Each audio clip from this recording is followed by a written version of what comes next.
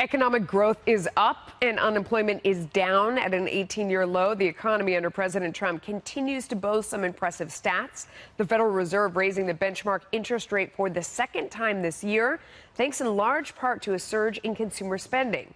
And CNBC special correspondent Jane Wells saying the strong economic showing could make President Trump unbeatable in 2020.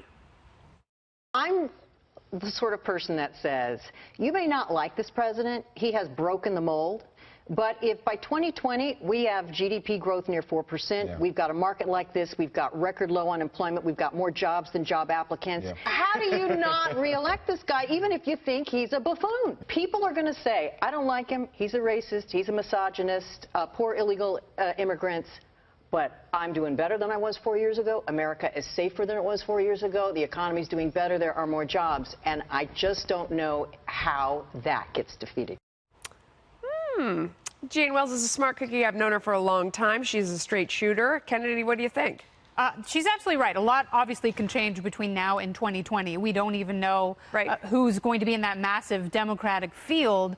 But if people have jobs, if they're able to spend and save money like they have been able to do for the last 10 years, they may, when a pollster calls, pick up the phone and say, oh, yes, I'm voting for Democrat X like they did in 2016. But the reality is, if your personal economy is doing better, you're more likely to vote for whoever is in office right now. Much can go wrong. We've seen that happen. We saw that in 2008. We fell off a cliff pretty quickly. I am, unlike Bill Maher, hoping and praying that we do not go into a massive recession and we continue the economic upswing for everyone. It's the economy, stupid, right? I mean, that's what she said it. Everybody says it. I think President Trump right now is unbeatable. I don't think there's a single person on the planet that could beat him right now.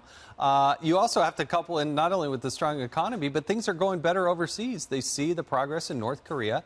It gives people a sense of safety and security, and that's sort of the 1-2 punch that the president brings to the table. You hear Democrats even say, you may hate his style, you may hate what he has to say, but it gets hard to argue with the results when he has a fair bit to point to.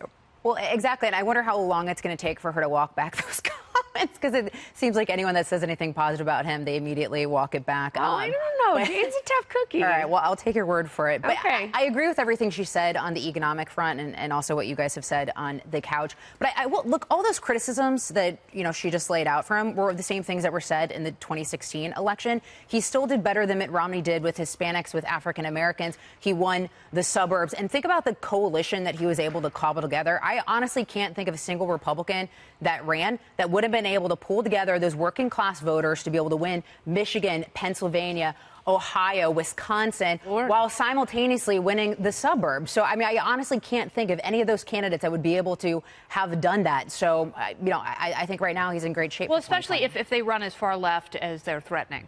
Yeah.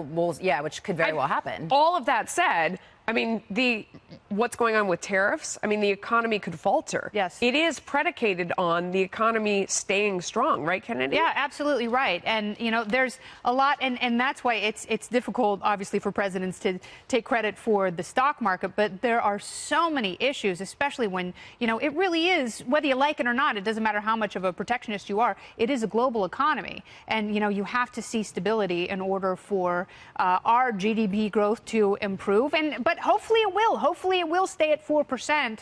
But, much can change, and hopefully the tariffs are a negotiating tool for expanded free trade. He became President Trump because he got blue-collar Democrats to vote for him. And that continues to be a very strong point for the president. Interesting. All right. Thanks.